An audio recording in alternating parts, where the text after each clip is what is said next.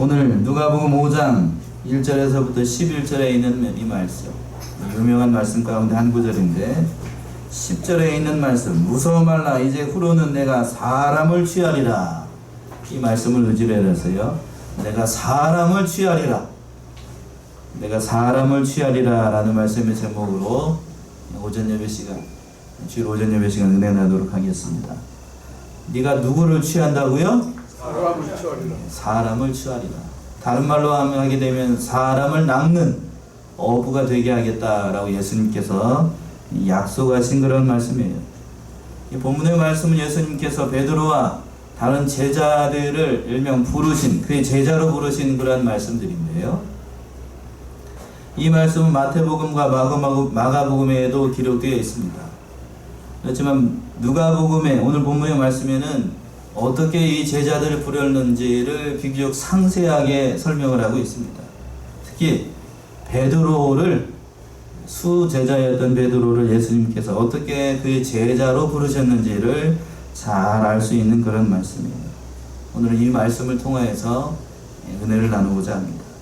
첫 번째, 예수님께서 게네사렛 호숫가에서 무리를 가르치고 있었습니다.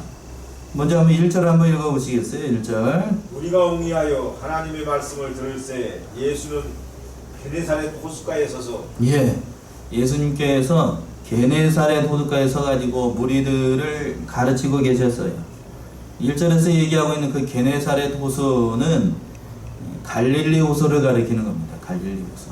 그래서 이 호수를, 그러니까 게네사렛 지방에서는 뭐라고 부르냐면 게네사렛 호수라고 부르는 거고, 또 그 반대편에 디베랴 지방에서는 뭐라고 그러냐면 디베랴 호수라고 부르는 겁니다. 하나의 호수를 놓고 그러니까 지방마다 부르는 이름이 달랐던 것 뿐입니다. 같은 장소를 얘기하는 거예요. 이 호수는 얼마나 크길래 이렇게, 심지어는 디베랴 바다라고까지 했으니까요. 요한복음에 그랬죠. 바다라고 했으니까 어느 정도 클까 한번 생각을 해보세요. 머리로 한번 짐작을 해보세요. 남북의 길이가 약 20km 정도 돼요.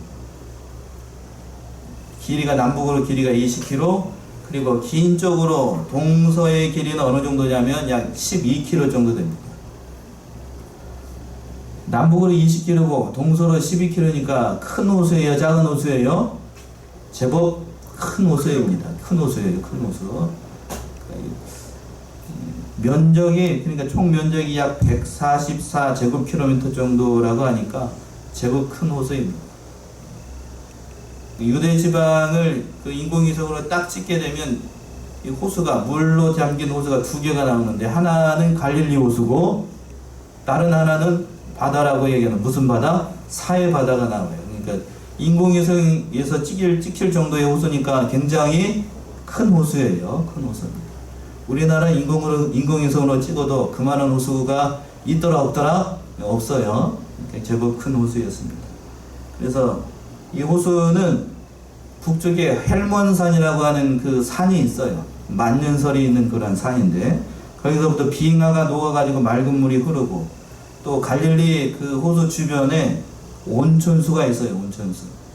그러니까 찬 물하고 따뜻한 물하고 섞여가지고 만든 것이 어디냐면 이 갈릴리 호수에. 그러니까 뭐가 많이 살겠어요? 고기가 많이 살아요. 약 200여 정도 되는 그 고기가 산다고 하는데, 그러니까 그 갈릴리 호수의 주변에 있는 사람들은 그 호수에 있는 사람, 거기에를 놓고 터전으로 삼아가지고 여러 가지로 업을 삼아가지고 사는 사람들이 많았다고 합니다. 이 호숫가에서 예수님께서 말씀을 가르치신 거예요. 많은 무리들이 모여가지고 그 말씀을 듣고 있었습니다. 또 그때에 예수님께서 말씀을 가르치다가 예수님께서 어부들을 보셨습니다. 그 말씀이 2절에 있는 말씀이죠. 2절 한번 읽어보시겠어요? 호숫가에 두 배가 있는 것을 보시니 어부들은 배에서 나와서 그물을 씻는지라. 그 호숫가에 말씀을 가르치시다가 어부들이 그물을 씻는 것을 뵀습니다. 호숫가에 배가 몇 척이 있었어요? 두 배가 있었죠? 두 척이 있었습니다. 하나는 뒤에 가서 이미 나오게 되지만 시몬의 배였고, 다른 하나는 누구의 배였냐면 요한의 배였습니다. 요한의 배. 그러니까 이 두 배의 어부들이 그물을 싣고 있었어요. 자, 어부들이 내려가지고 그물을 싣고 있다는 거는 무슨 얘기일까요? 이제 물고기 잡이가 끝나고 어디로 가려고? 집으로 가려고 하는 그때라고 하는 거겠죠?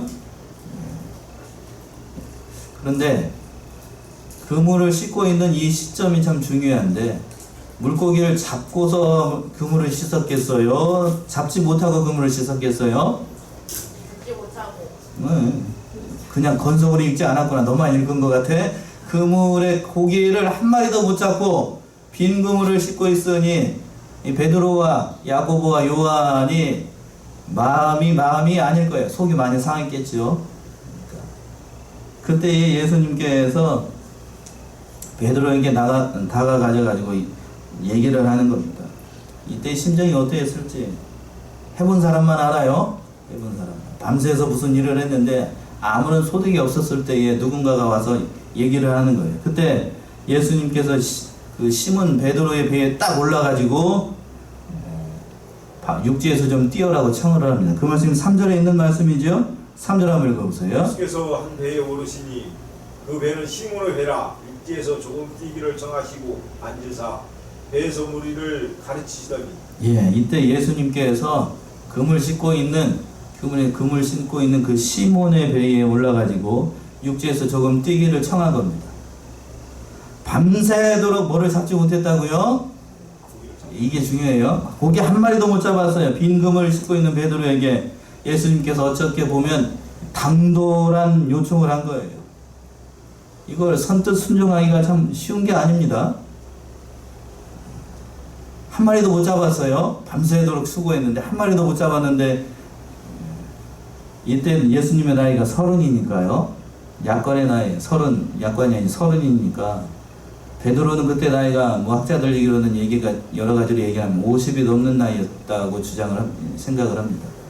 그러니까 아무리 생각을 해봐도 30인 사람이 50이면 연세가 많이 들었잖아요. 그 연세 드신 분한테 젊은 사람이 다짜고짜 와가지고 배에 올라타가지고 육지에서 배를 띄워달라고 그러면 여러분 같으면 어떻게 하시겠어요? 거절해요 라고 정도 이제 착한 거예요. 거절해요 라고 하는 건 착한 겁니다. 여러분 같으면 어떻게 하시겠어요? 보통 사람 같으면 욕합니다. 욕 안 하면 다행이죠? 밤새도록 고기 한 마리 못 잡았는데 배를 띄워달라고 얘기를 하니 그것도 그냥 젊은 사람. 그러니까 쉽지 않은 것을 지금 요구를 한 거예요. 그런데 본문의 말씀에서 보게 되면 베드로는 한마디 불평도 하지 않고 배를 조금 띄워가지고 이렇게 아무런 행동도 하지 않고 주님께서 하시는 대로 가만히 보고만 있었습니다. 그렇다라고 하면 여기서 우리가 한 가지를 생각해 볼 수가 있어요. 두 가지를 생각해 봅시다. 첫 번째는 예수님께서 왜 하필이면 누구의 배? 요한의 배도 있었어요? 베드로의 배에 올랐을까를 먼저 생각을 해봐야 돼요. 왜 베드로의 배에 올랐을까? 이미 우리가 답을 알고 있지요. 누구를 그의 제자로 삼으시기 위해서? 베드로를 예수님의 제자로 삼기 위해서 시몬 베드로의 배에 올라간 겁니다. 주님은 무리를 가르치시는 중에도 누구에게 관심을 두고 있었냐면 베드로에게 관심을 두고 있었던 겁니다. 그의 첫 번째 제자로 삼으시기 위해서 누구에게 다가가신 거예요? 시몬 베드로에게 찾아가신 겁니다. 베드로에게 찾아갔어요. 그리고 난 다음에 첫 번째로 요구한 것이 그거예요. 육지에서 조금 띄워라. 어떤 의미에서 제가 어제 말씀을 생각하면서 보니까 여기서부터 베드로가 예수님의 말씀을 순종하는 것, 무조건적으로 순종하는 법을 이때부터 배우기 시작을 합니다. 어느 때에 순종하는 걸 배웠어요? 물고기를 많이 잡았을 때? 아니요.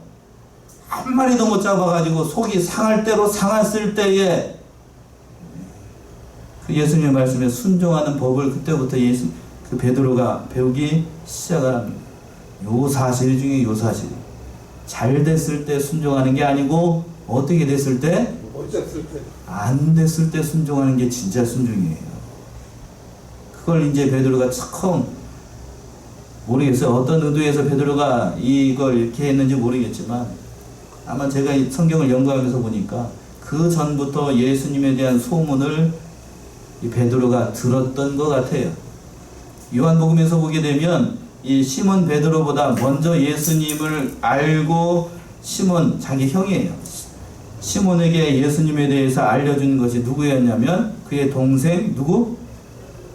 베드로 말고 안드레였습니다. 안드레가 먼저 내가 그리스도를 만났다라는 것을 얘기를 해줬으니까 이분이 그 사람인가 하는 생각을 가지고 아무 말 없이 순종을 한 것으로 보입니다.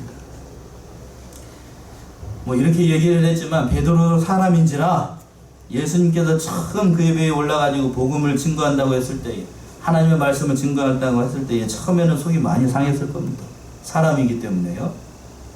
세상 말로 하게 되면 이 날은 무슨 날이냐면 무슨 날일까요? 재수 있는 날일까요? 재수 없는 날일까요? 사람의 관점으로 봤을 땐 재수 없는 날이죠. 고기 한 마리 못 잡았겠다. 또 젊은 선생이라고 하는 선비가 와가지고, 우리 식으로 얘기하면 선비가 와가지고 배에 올라가지고 졸려 죽겠는데 그냥 밤새 고기를 못 잡았잖아요. 졸려 죽겠는데 또 뭐까지 들어야 돼? 여러분들이 별로 안 좋아하는 연설까지 들어야 되니까 이거 못 쓸 일이잖아. 못 쓸 일. 베드로가 처음에는 그렇게 생각을 하고 그렇게 했을 거예요. 우리가 알고 있는 것처럼 예수님께서 그 배에 오르신 목적은 누구를 제자로 삼기 위해서라고요? 베드로.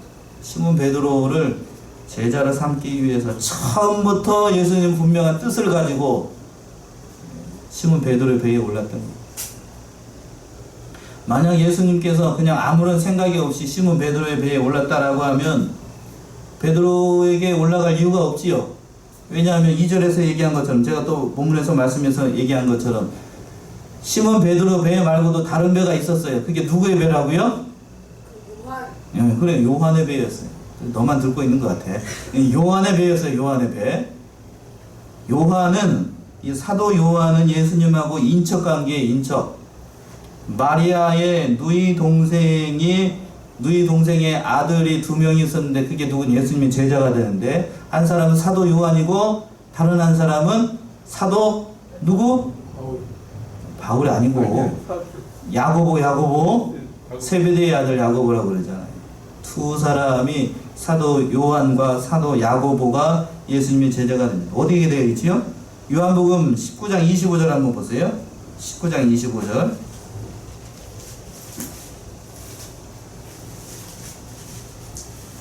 다른 제자들에게 이르되 우리가 주를 구하노라 하니 19장 25절. 요한복음 19장 25절. 예수의 십자가 곁에는 그 모친과 이모와 글루바의 아내 마리아와 막달라 마리아가 섰는지라. 예, 예수님의 십자가 밑에 있었던 사람들 얘기를 하는데 그 모친은 누구를 얘기를 하는 걸까요? 마리아를 얘기를 하는 거. 이모는 그 얘기를 하는 거예요. 세베대의 아들, 그 어머니를 얘기를 하는 겁니다. 그러니까 인척 관계예요, 인척. 그러니까 예수님하고 사도 요한하고 사도 야고보는 무슨 사이죠? 무슨 사이? 우리식으로 얘기하면 이모라니까요. 이모. 이종관계. 그러니까 이종사촌이죠. 이종사촌입니다. 그러니까 관계로 따진다라고 하면 사도 베드로한테 가는 것이 쉬웠겠어요? 아니면 사도 요한한테 이걸 요청하는 게 쉬웠겠어요? 사도 요한한테 가가지고 요한의 배에 올라가는 게 쉽지요. 그러나 요한의 배에 올라가지 않고 누구의 배에 올라갔다고요? 베드로의 배에 올라간 거예요. 이건 분명한 걸 얘기를 하는 거예요. 깊은 뜻이 있었어요. 누구를? 사도 베드로를 그의 제자로 삼기 위해서. 두 번째는 시몬이 예수님의 말씀에 의해서 많은 고기를 잡게 되는데 4절의 말씀이 그 말씀이에요. 예수님이 말씀을 마치시고 베드로에게 무슨 말을 합니다. 4절 한번 읽어보세요. 말씀을 마치시고 시몬에게 이르시되 깊은 데로 가서 그물을 내려 고기를 잡으라. 예. 어떤 데에 가서 그물을 내리라고요? 깊은 데 가서 그물을 내리라 라고 말씀하고 있습니다. 예수님께서 말씀을 마치시고 시몬 베드로에게 얘기를 하는 거예요. 깊은 데로 가서 그물을 내리고 고기를 잡으라. 그런데 원래 예수님의 직업이 뭐였죠? 예수님의 직업이 목수였습니다. 아니에요. 목수였어요. 목수인 사람이 감히 업으로서 잔뼈가 굵은 베드로에게 어디 가서 지금 그물을 던지라고? 깊은 데 가서 그물을 던지라라고 얘기를 하는 겁니다. 상식적으로 이건 이해가 되지 않는 말이에요. 깊은 곳은 밤새도록 고기를 베드로가 잡아봤을까요? 안 잡아봤을까요? 잡아봤지요. 이곳에도 던져보고 저곳에도 던져보고 던져봤던 것이고 한 마리도 못 잡았어요. 그리고 상식적으로 맞지 않는다라고 하는 것은 여러분들도 낚시를 해보신 분들은 아시겠지만 저도 낚시를 어렸을 때 좋아해가지고 많이 해봤는데 아침에는 어디로 가야 되냐면 깊은 곳으로 가면 안 되고 어디로 가야 되냐면 이 물가로 가야 돼요. 물가로. 그래야 고기가 옵니다. 왜? 먹을 것이 있으니까요. 그쪽으로 오는 거예요. 상식적으로도 맞지 않는 겁니다. 그런데 예수님께서 깊은 데로 가서 말씀 전하는 거예요. 그물을 던지라. 그러니까 밤새도록 잡아본 것이에요. 베드로가. 그런 곳에 가가지고 그물을 던지라고 하니 이걸 순종을 해야 돼. 말해야 돼. 베드로가 많이 갈등을 했을 수도 있어요. 근데 전문가인 베드로가 예수님 말씀을 도저히 이해할 수 없었을 텐데 더군다나 또 중요한 사실이 뭔가 하면 이 시몬 베드로하고 사도 요한을 비롯한 그의 제자들이 그물을 어떻게 하고 있었죠 지금? 씻고 있었어요. 그러니까 이 말씀을 순종을 하려고 하면 깨끗이 씻은 그물을 또 어디에다 실어야 되죠? 배에다 싣는 수고로움을 또 해야 되는 거예요. 그러니까 여러분 같으면 이 말씀 순종하기가 쉬울 것 같아요? 어려울 것 같아요? 어려울 것 같아요. 자기의 생식에도 맞지 않고 이미 한번 해봤던 곳이에요. 해봤던 곳. 그리고 또 이미 일을 다 파하고 집에 가서 자려고 그물 다 씻어놨어요. 여러분 이게 무슨 얘기인지 잘 감이 안 오실지 모르겠지만 저녁에 주무시기 전에 양치를 다 했어요. 양치를 다 했어요. 그래서 집에 있는 남편이나 집사람이 맛있는 걸 해가지고 먹어보라고 딱 내놓으면 무슨 생각부터 드시죠?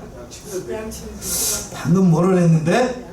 양치를 했는데 이걸 먹어야 돼 말아야 돼. 지금 갈등을 할 수 있어요. 우리는 보통 그래서 뭐라고 얘기하면 게으른 사람들은 그걸 먹는다 안 먹는다? 안 먹습니다. 안 먹어요. 아무리 앞에 좋은 것이 있어도 안 먹는다고요. 저 같은 사람 잘 안 먹어요. 근데 여기서 보게 되면 베드로가 이미 그물 고기를 잡으려고 밤새 했던 거 다 씻어놨어요. 다 씻어놨어. 이제 뭐 집에 가서 뭐 하기만 하면 돼. 발 뻗고 자기만 하면 되는데 그걸 가지고 가서 던지라고 하니 그것도 얕은 곳도 아니고 깊은 곳에 가서 던지라고 하니 상식적으로 맞지 않는 것을 하는 겁니다. 그런데 예수님의 말씀을 듣고 이 사도 좀 이따가 베드로가 되는 이 시몬이 대답하는 것이 아주 걸작이죠. 뭐라고 대답을 하나요? 5절의 말씀이죠. 5절 한번 읽어보세요. 대답하여 가로되 선생이여 우리들이 밤이 맞도록 수고를 하였으되 얻은 것이 없지만 말씀에 의지하여 내가 그물을 내리리다 하고. 예, 여기서 제일 중요한 말씀은 뭘까요? 말씀에 의지하여 그물을 내린다. 이 말씀입니다. 오늘 본문의 말씀에서 가장 중요한 말씀이 이 말씀이 아닐까 싶고 또 뒤에 가서 보게 되면 베드로가 한 고백의 말씀이 중요할 것으로 보입니다. 말씀에 의지해서 그물을 내린다. 이 사실이 참 중요해요. 베드로의 이 말은 뭘 얘기를 하는 걸까? 전문가로서의 그동안 베드로가 갈릴리 호수에서 겪었던 경험과 지식을 다 버리겠다는 말이고 또 두 번째 뭐가 있을까요? 전날 밤에 수고를 했던 모든 수고로움을 다 버리겠다는 의미이고 마지막으로 세 번째 뭘요? 지금까지 자기가 경험한 그 상식 낮이 되게 되면 해가 뜨게 되면 고기가 바깥으로 모인다는 그러한 상식도 다 버리겠다는 거예요. 오직 누구의 말씀만 순종하여서 예수 그리스도의 그 말씀하신 그 말씀만 의지를 해가지고 깊은 데 가서 그물을 내리라는 그 말씀에 순종해서 전폭적으로 그 말씀을 신뢰하고 믿어서 순종해서 그 말씀대로 그물을 내리겠다라고 지금 베드로가 얘기를 하는 겁니다. 그래서 어떻게 됐는가? 그물이 찢어지도록 많은 물고기를 잡았습니다. 그 말씀 6절과 7절에 있는 말씀이에요. 6절 7절에 고기를 애운 것이 힘이 많아 그물이 찢어지는지라 이에 다른 배에 있는 동물을 손짓하여 와서 도와달라 하니 저희가 와서 2배의 채움에 잠기게 되었더라. 예.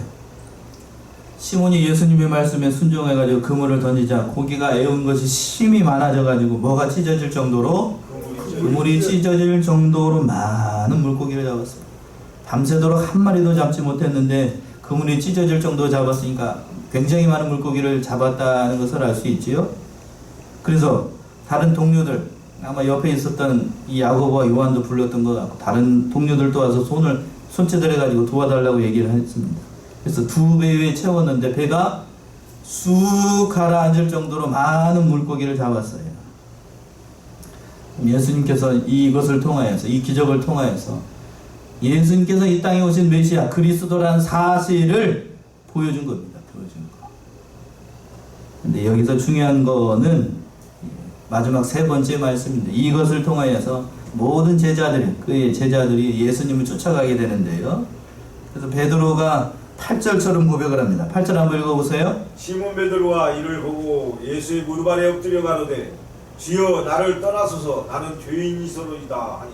베드로가 뭐라고 고백을 했다고요? 주여 나를 떠나소서 나는 죄인으로소이다. 여기서 8절에서 제일 중요한 말씀이 이 고백도 있지만 그 앞에 있는 말씀이 더 중요한 것 같아요. 뭐라고 그랬죠? 시몬 베드로가 이를 어떻게 하고? 보고. 여기다가 동그라미 치세요. 보고. 시몬 베드로가 이를 보고 뭘 봤다는 거지요? 뭐를 봤을까요? 물고기가 많이 잡힌 것을 보고 그 기적을 보고 시몬 베드로가 큰 깨달음을 얻은 거예요. 큰 깨달음. 뭘 깨달았을까? 여러분들은 예수님의 행하신 이 기적을 보고 어떤 생각이 드신가요? 참으로 메시아다, 하나님의 아들이다 라고 생각을 하시나요? 아니면 우리는 보통 그렇게 생각을 합니다. 베드로가 이렇게 많은 물고기를 잡은 건 베드로가 예수님에게 배를 빌려주고 말씀에 의지해가지고 순종했기 때문에 그 순종에 대한 보상으로 하나님께서 복을 주셔가지고 엄청나게 많은 물고기를 잡은 것이다 라고 얘기를 합니다. 그 말씀이 틀린 건 아니에요. 보통 이 베드로를 부른 이 사건을 설명을 할 때 그렇게 얘기를 합니다. 목사님들도. 저도 그렇게 많이 들었어요. 말씀에 의지해가지고 그물을 던지면 뭣도 많이 잡고 물고기 많이 잡고 부자가 되고 형통하고 복받는다 라고 얘기를 합니다. 맞는가요? 맞기도 하지요. 그러나 그것보다도 더 중요한 사실은 물고기를 많이 잡은 게 중요한 게 아니라요. 뭐가 더 중요한가요? 8절에서 보게 되면 뭐라고 시작을 하고 있냐면 시몬 베드로가 이를 한번 해보셔요. 보고!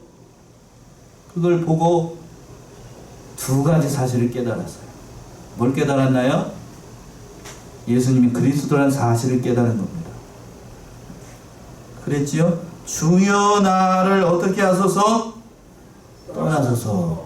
첫 번째, 베드로가 예수님이 주님이라는 사실을 깨달은 거예요. 5절에서 보세요. 5절. 시몬 베드로가 뭐라고 예수님을 첫 번째로 고백을 하고 있었냐면 5절 보시면 5절 제가 읽을게요. 시몬 베드로가 대답하여 가로되 누구요? 선생이요. 처음에 말씀에 순종을 할 때는 예수님을 누구라고 불렀지요? 선생으로 불렀어요. 그런데 8절에서 보게 되면 시몬 베드로가 그 많은 물고기를 잡은 것을 보고 난 다음에 그 선생을 누구라고 부르고 있어요? 주라고 부르고 있습니다. 주님. 그 이적을 보고서 누구를 발견한 건가요? 주님을 발견한 거예요. 주님. 이게 복이에요. 예수님. 그 사도 베드로가 받은 복. 첫 번째 복이 누구를 발견한 게 복이냐면 물고기를 많이 잡은 게 복이 아니고 누구를 발견한 거? 그리스도를 발견한 게 복이에요. 예수 그리스도를 발견한 거. 2번째 사실은 뭔가 하면 그 예수 그리스도를 발견하고 난 다음에 누구를 발견한 것? 나를 발견한 것. 나를 발견한 것. 자기가 누구란 사실을 발견한 것? 그 밑에 하반절에 있잖아요. 나는 죄인이로소이다. 이거예요. 이거.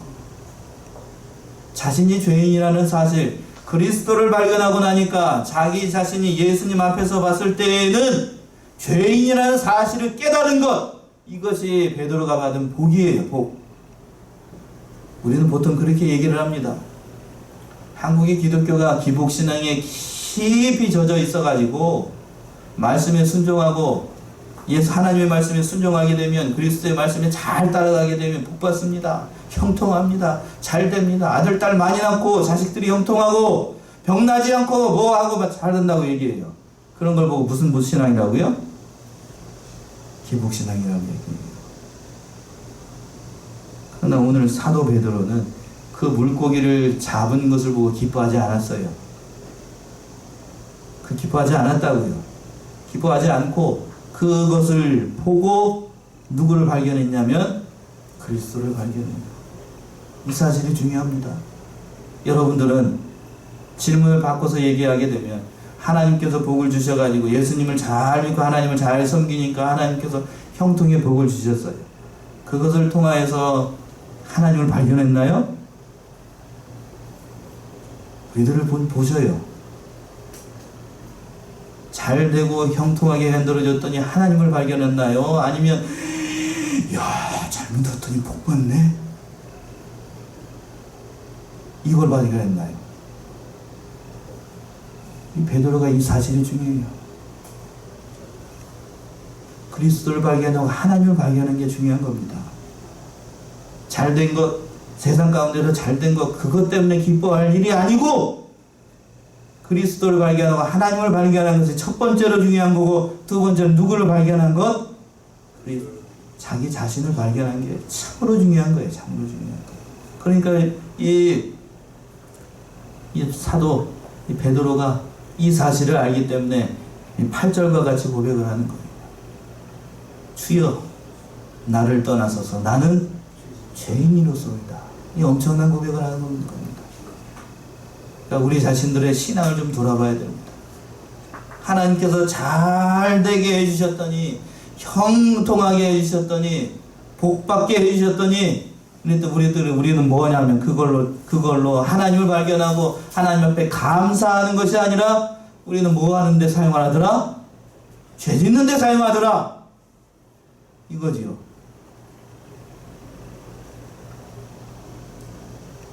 주여, 나를 떠나소서 나는 죄인이로서다 라고 하는 이 고백은 예수님께서 베드로에게 듣고 싶어 했던 가장 중요한 고백이에요. 가장 중요한 고백. 감사합니다. 물론 감사한 일이지요. 그러나 그거보다 더 중요한 고백은 자신이 죄인이라는 사실을 고백하는 것. 이것이 예수님께서 베드로에게 듣고 싶었던 가장 중요한 고백이었어요. 왜요? 예수님은 이 땅에 오신 목적이 뭔가 하면 의인을 부르러 온 것이 아니고 누구를 부르러 오셨기 때문에요? 죄인을 부르러 오셨기 때문에. 몇 절만 넘겨보세요. 5장 31절 32절 한번 읽어보세요. 5장 31절 32절. 예수께서 대답하여 가라사대 건강한 자에게는 의원이 쓸데없고 병든 자에게야 쓸데있나니 내가 의인을 부르러 온 것이 아니요 죄인을 불러 회개시키러 왔노라. 예, 누구를 불러서 회개시키러 오셨다고요? 죄인을 불러 회개시키러 왔다. 그러니까 지금 사도 베드로가 예수님 앞에 고백하고 있는 이 고백이 가장 진실된 고백이었고 예수님이 가장 듣고 싶어 했던 그런 고백이라고. 이 사실이 참 중요합니다. 주여, 나를 떠나소서 나는 죄인이로소이다. 이런 고백, 자신이 죄인이라는 사실을 깨닫고 자기가 죄인이라고 고백하는 거는 쉬운 고백이 아닙니다. 자기가 죄인이라고 고백하는 거는 그렇게 얘기를 할 수 있어요. 자기는 뒤에 가서 31절에 있는 말씀이 누구를 만나고 난 다음에 얘기를 하는 거냐면 레위를 부르고 난 다음에 예수님께서 한 고백이에요. 레위가 누구죠? 직업이? 원래 마태의 직업이 뭐예요? 세리였어요. 세리. 자기는 그러니까 죄인이라는 사실은 자기가 누구와 같은 자라는 얘기인가요? 세리와 같은 자라는 거예요. 또 죄인의 대명사인 자기가 죄인이라는 고백은 자기는 창녀와 같이 그러한 부도덕한 자라는 것을 고백하는 겁니다. 베드로가 이 사실을 깨달았어요. 그러니까 종합해서 제가 길게 말씀을 드렸지만 여러분은 어느 것이 더 복이라고 생각을 하시나요? 예수 믿어서 이 세상에서 배가 남산마하게 나오고 아들, 딸이 잘되고 형통하고 복받고 내가 잘되고 형통한 거 이것이 복이라고 생각하시나요? 그렇게 생각하면 그건 유치원생이에요. 뭔생? 유치원생. 그런데 우리는 마냥 어떤 식으로만 살기를 원하냐면 뭐 초등학교 가기 싫어해. 초등학교 가게 되면 뭐부터 매야 되니까? 특히나 뭐를 매야 되죠? 책가방 매야 돼. 책가방 매는 것부터 십자가니까 그거 가기 싫어. 뭐 받기만 원하냐면 마냥 뭐 받기만 원해요? 복 받기만 바라고 형통하기를 바라고 아들 딸 잘 되기를 바라고 그건 유치원생이라고. 그러나 그것을 통해서 누구를 발견해야 된다? 오늘 본문의 말씀에서 이 베드로가 발견하였던 것처럼 하나님을 발견하고 그리스도를 발견하고 자기 자신이 누구인가를 발견하는 것, 이것이 복이라고. 이것이 복. 어느 것이 복인가요? 그래도 여전히 우리는 이 땅에 있는 것을 좋아하지요. 베드로가 그 사실을 깨달은 거예요. 그 사실을 깨달은 것이 복을 받은 증거라고 하는 겁니다. 그렇게 고백을 하니까 예수님께서 뭐라고 얘기를 하는가? 9절과 10절에서 예수님께서 얘기를 하죠. 9절 10절 읽어보세요. 이는 자기와 함께 있는 모든 사람이 고기 잡힌 것을 인하여 놀라고 세베대의 아들로서 시몬의 동업자인 야고보와 요한도 놀랐습니다. 예수께서 시몬에게 일러 가라사대 무서워 말라. 이제 후로는 네가 사람을 취하리라 하시니. 예. 베드로가 예수 그리스도를 발견하고 자기를 발견하고 난 다음에 무서워 떨었습니다. 여기서 무서워했다는 거는 공포에 사로잡혔다는 뜻이 아니고 하나님을 발견하고 난 다음에, 자신을 발견하고 난 다음에 이루어지는 하나님을 지극히 사랑하는 그러한 마음으로 예수님을 바라봤다는 거예요. 이것을 성경으로는 뭐라고 얘기를 하냐면 여호와, 답이 나와야 되는데 경외. 여호와 경외. 뭔 경외요? 경외. 지극히 사랑하기 때문에 두려워하고 무서워하는 것. 그걸 여호와 경외라고 하는 거예요.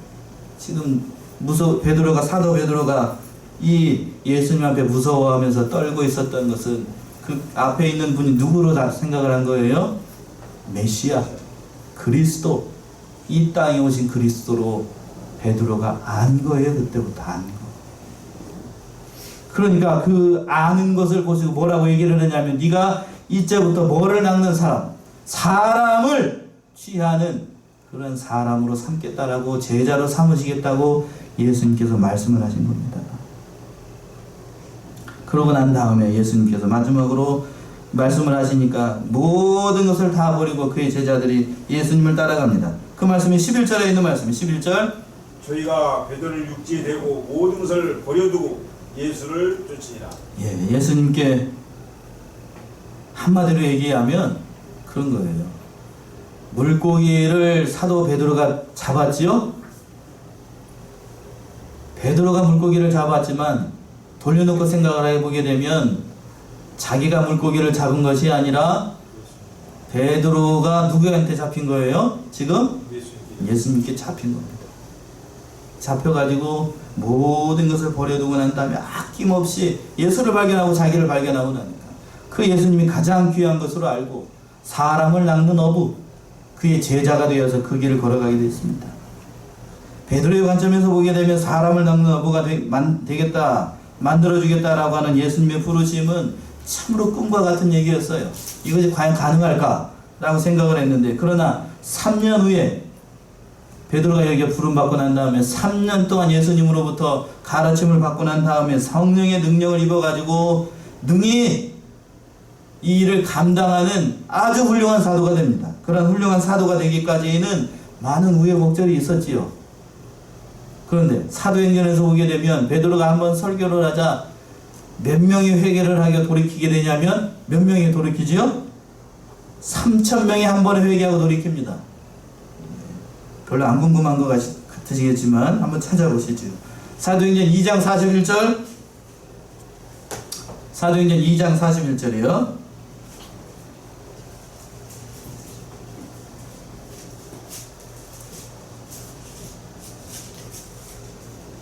장 41절. 40절부터 한번 읽어보세요. 40절, 41절.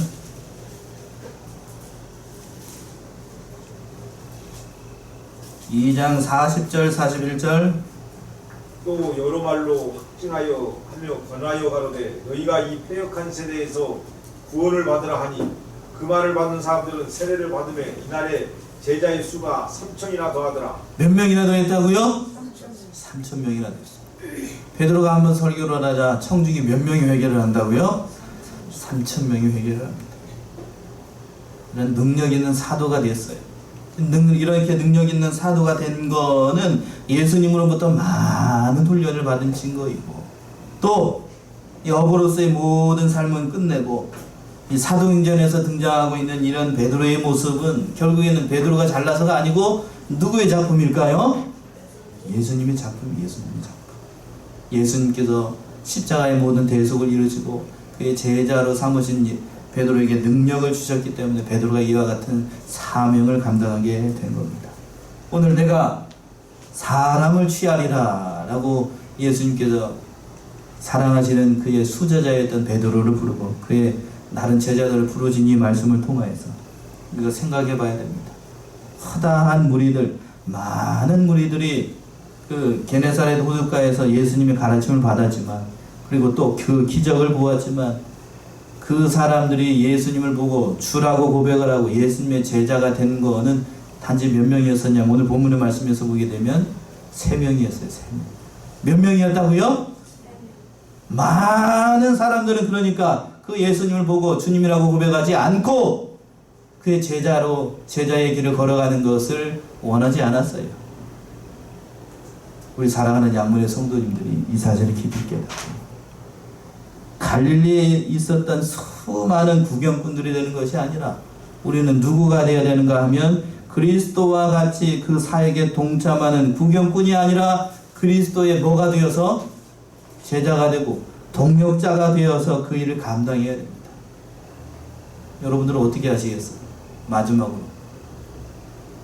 여러분은 주님의 사역에 구경꾼으로 남으시겠습니까? 아니면 예수님과 같이 그 멍에를 메고 수고하고 무거운 짐자들아 다 내게로 오라 내가 너희를 쉬게 하리라 하고 예수님께서 말씀하셨던 것처럼 나와 같이 뭐를 맺으라고 그랬지요? 멍에를 맞아. 이 말씀에 이 부르심에 순종해서 베드로와 같이 다른 제자들과 같이 멍에를 메는 일에 동참을 할 것인지, 선택은 누구의 몫이더라? 여러분의 몫입니다. 그 몫에 잘 감당하시고 영육간의 복을 누리나 나가신 저와 여러분들이 다 되시기 바랍니다. 기도하겠습니다.